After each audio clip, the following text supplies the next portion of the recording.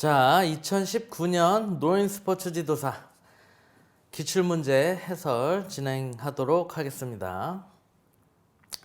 1번, 노화의 특성으로 적절하지 않은 것은 노화는 생물학적 노화, 심리적 노화, 사회적 노화의 과정을 포함한다.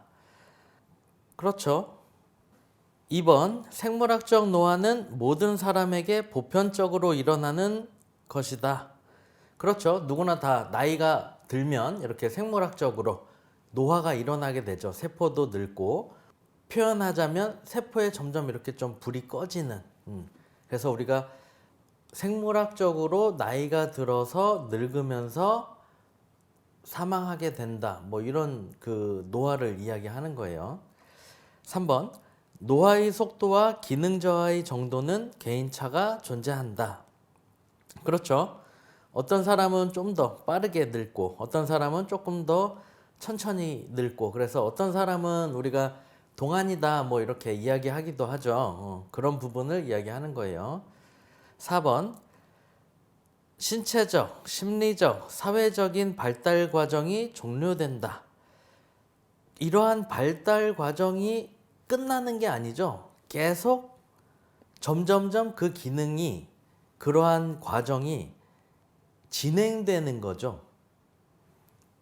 우리가 흔히 제가 이야기하는 게 뭐냐면, 우리가 허리가 아픈 거, 그러니까 요추, 요통이 있는 부분을 제가 이야기할 때 자연스러운 노화의 한 과정이다 이렇게 표현을 하거든요.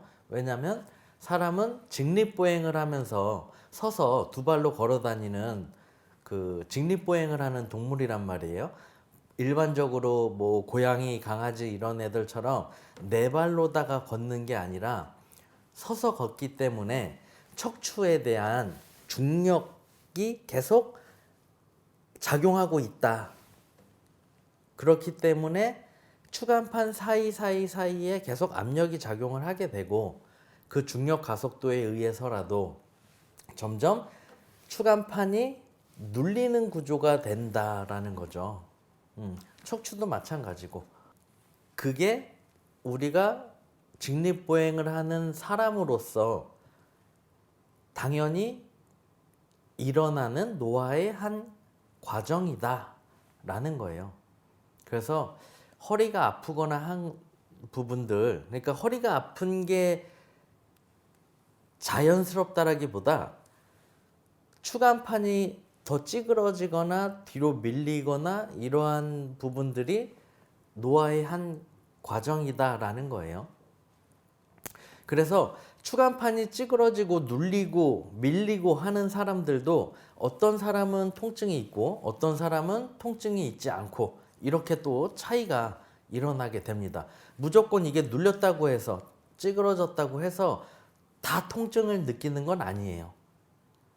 그리고 실제로 우리가 트레이닝을 잘 진행했을 때 그러한 통증이 사라지게끔 되는 경우들도 굉장히 많고요. 그거를 이제 미국 스포츠 의학회 이런 단체에서는 70%에서 80%는 근골격계 질환이다 이렇게 이야기를 하거든요.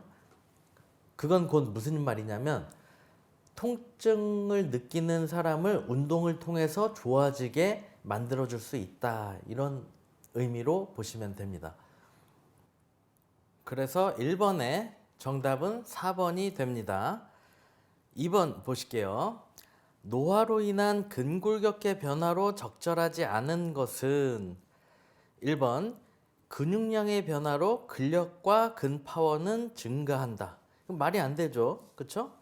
근력과 근파워가 증가한다. 말이 안 되는 거죠. 2번, 골 대사의 변화로 뼈의 밀도와 질량이 감소한다. 그렇죠. 그래서 이제 골다공증이라든가 이런 부분에 더 노출될 가능성이 많아지게 되죠. 그래서 꾸준히 더 근력 운동 같은 거를 주 2, 3회씩 병행을 해주는 게 좋죠.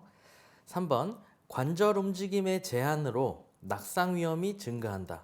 아무래도 관절 가동 범위에 대한 게 제한되다 보니까 뭐 종종 걸음을 걷는다든가 보폭이 좁아진 이러한 걸음을 걷는다든가 아니면 뭐 발목이라든가 이런 데서 그 가동성이 떨어지기 때문에 발목이 더 접질러질 가능성이 더 많아지게 되겠죠. 물론 뭐 무릎 관절의 안정화도 중요하고 고관절의 가동성도 중요하지만 다 이렇게 연결이 되어서 이렇게 유기적으로 잘 움직임이 일어날 수 있게끔 가동성이 확보가 잘 되어 있어야 그런 낙상의 위험 같은 거를 예방할 수가 있겠죠. 어쨌든 나이가 들수록 노화로 인해서 관절 움직임의 제한으로 이렇게 넘어질 수 있는 가능성이 증가하게 된다라는 거죠. 옳은 설명이고 4번 관절 가동 범위의 감소는 평형성과 안정성 상실을 초래한다. 그렇죠. 그렇기 때문에 낙상 위험이 증가하게 되는 거죠. 그리고 이제 조금 더 나아가서 설명을 좀 더 드리면 평형성과 이런 안정성에 또 기인하는 게 프로프리오셉션에 대한 능력이에요. 그렇기 때문에 고유 감각 수용체에 대한 트레이닝도 굉장히 중요한 부분이 될 수가 있어요. 평형성이나 안정성에 중요한 역할을 또 하는 부분이다라는 거 참고적으로 알고 계시면 더 좋을 것 같아요. 자, 그래서 2번의 정답은 1번이 됩니다. 3번 보실게요. 노인의 운동 참여 시 목표 설정 방법으로 적절하지 않은 것은 1번 구체적인 목표를 설정한다. 그렇죠. 구체적이고 사실 측정 가능한 목표를 설정하고 이런 게 필요하죠. 2번 측정 가능한 목표를 설정한다. 바로 나오죠. 3번 도전성이 높은 목표를 설정한다. 도전성이 높은 목표라는 거는 너무 좀 위험할 수 있겠죠. 제일 중요한 거는 안전이기 때문에 다치지 않게끔 지도하는 게 굉장히 중요해요. 제일 중요한 거라고 보시면 돼요. 안전에 대한 거. 그렇기 때문에 도전성이 높은 목표 이런 거는 조금 지양해야 되겠죠. 하지 않아야 된다라는 거죠. 4번 성취 가능성을 고려해서 목표를 설정한다. 그렇죠. 그래서 기왕이면 성취가 가능한 목표들을 설정을 하는 것이 좋다. 그래서 3번의 정답은 3번이 됩니다. 4번 보실게요. 관절염 노인의 운동에 대한 설명으로 가장 적절한 것은 1번 운동 강도는 통증 정도를 고려하여 설정한다. 그렇죠. 운동 강도는 통증이 어느 정도 있는지 생각을 해야 되겠죠. 그리고 만약에 통증 정도가 심하다라고 하면 당연히 병원에 보내야 되는 거고, 가능하면 병원에 보내고 의사 선생님의 처방 하에 운동을 진행할 수 있도록 하는 게 제일 이상적인 방법이 됩니다. 2번 수중 운동은 운동 형태로 적합하지 않다. 아니죠. 관절염 노인의 경우는 그 수중에서 하는 아쿠아 에어로빅 같은 거 있죠. 그런 동작, 그런 운동의 형태가 굉장히 바람직한 운동 방법이죠. 크게 무리가 가지 않게 물 안에서 이렇게 운동을 할 수 있는 거기 때문에. 그래서 2번은 좀 틀린 설명이 될 거고, 3번 염증 부위의 운동 강도를 증가시킨다. 염증 부위는 이제 열이 나고 통증이 있고 붓고 이런 부분인데, 거기에 대한 운동 강도를 증가시킨다는 거는 말이 안 되죠. 잘못된 설명이고. 4번 고강도 유산소성 운동을 권장한다.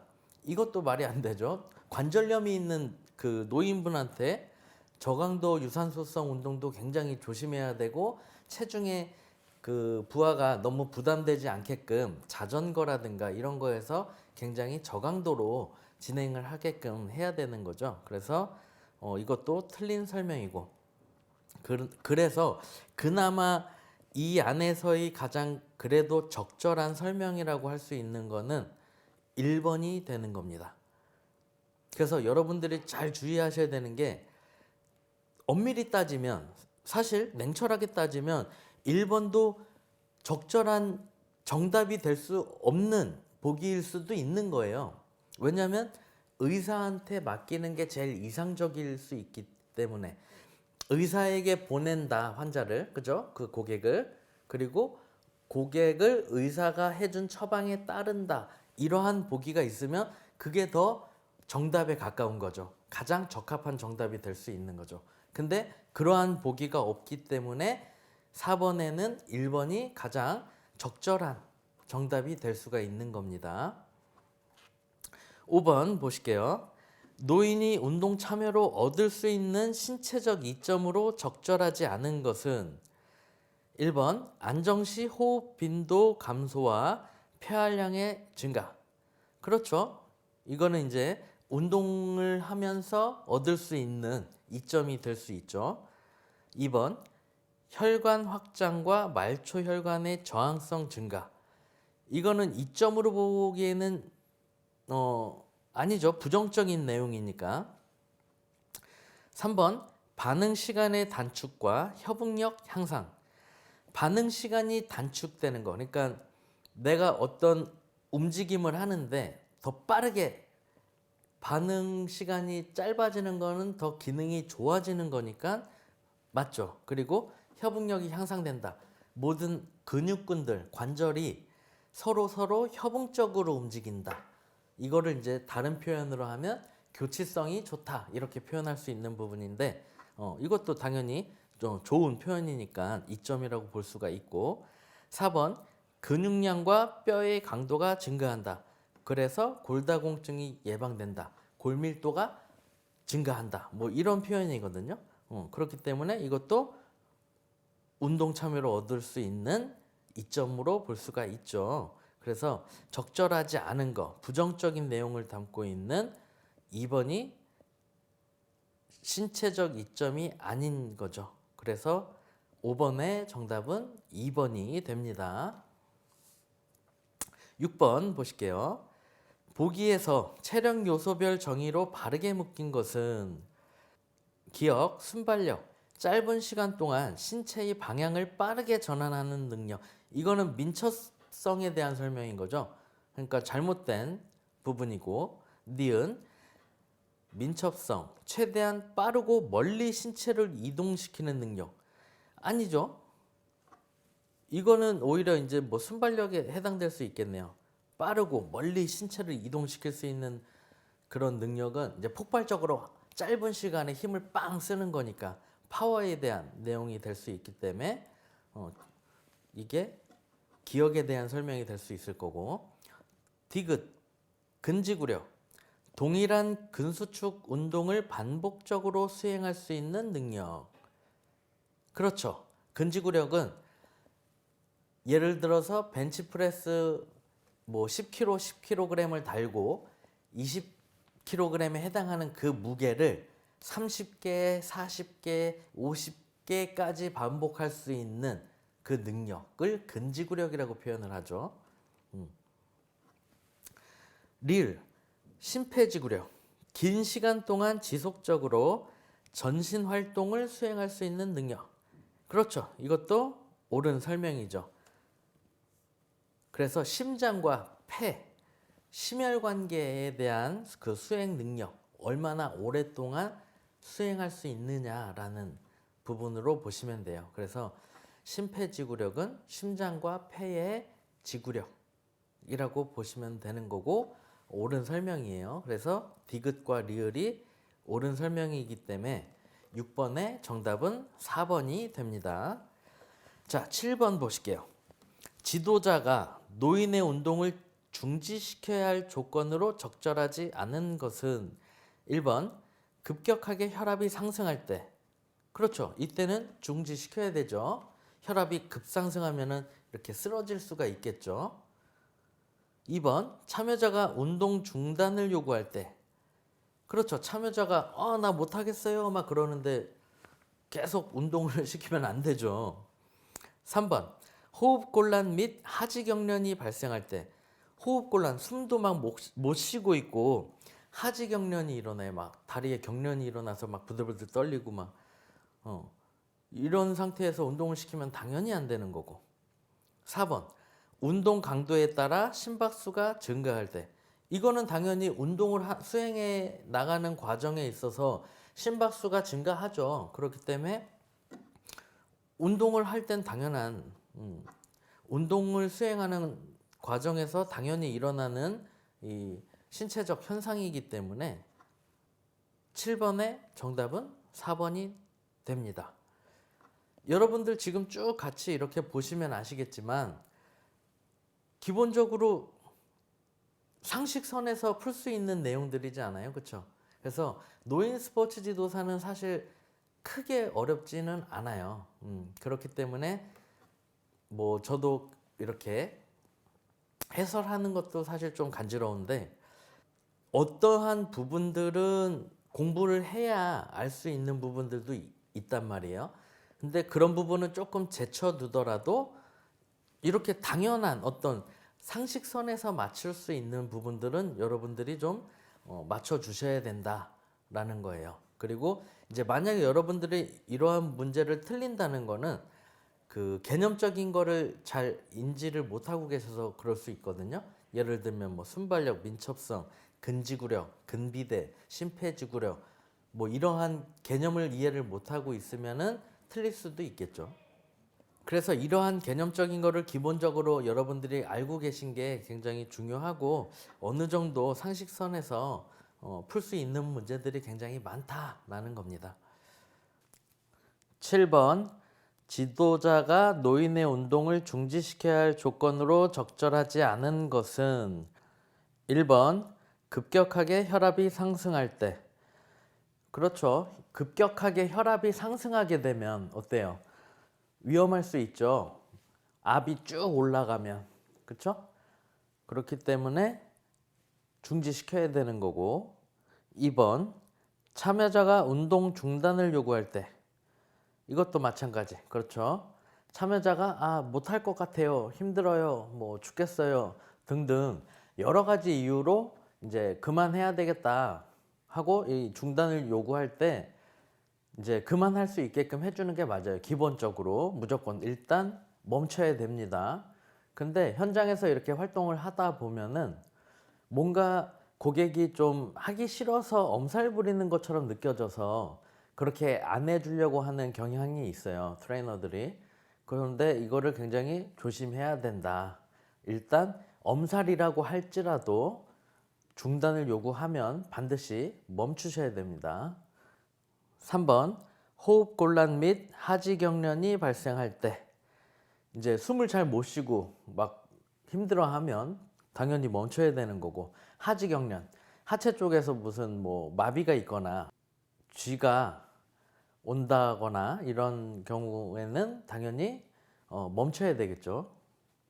4번 운동 강도에 따라 심박수가 증가할 때 운동을 하면은 심박수가 자연스럽게 당연히 증가를 하죠. 이거는 운동을 멈춰야 할 그런 부분이 아니죠. 당연히. 당연한 생리적인 반응이니까.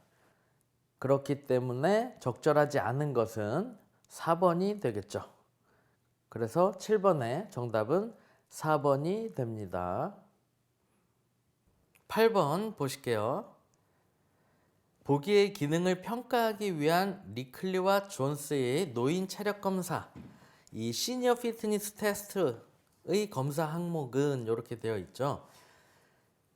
버스 타고 내리기, 빨리 일어나서 전화 받기, 욕조에 들어가고 나오기, 자동차나 다른 물체로부터 신속하게 몸 피하기, 이러한 동작을 하기 위해서 이제 어떠한 노인 체력 검사를 하느냐라는 질문이에요.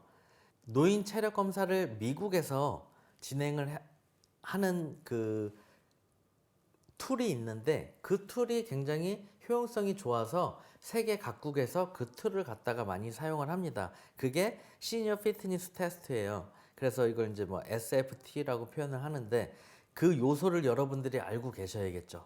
어떠한 테스트 동작들이 있는지. 근데 이제 보기의 내용들을 보시면 이렇게 왕복 걷기를 해야 이러한 움직임이 가능하겠구나 이러한 것들이 이해가 되죠. 보시면 1번은 덤벨 들기. 상식적으로 덤벨 드는 거하고는 상관이 없죠. 지금 이 보기에 있는 내용이 근력 운동이니까 덤벨 드는 것들은 그렇죠. 2분 제자리 걷기는 심폐지구력 정도의 그 운동 아니면 그러한 테스트가 될 수 있겠죠. 4번 의자 앉아 앞으로 굽히기. 이거는 유연성에 대한 테스트죠. 그러니까 이것도 해당 사항이 없는 거고. 3번이 정답이다라는 거를 바로 아실 수 있으셔야 되겠죠.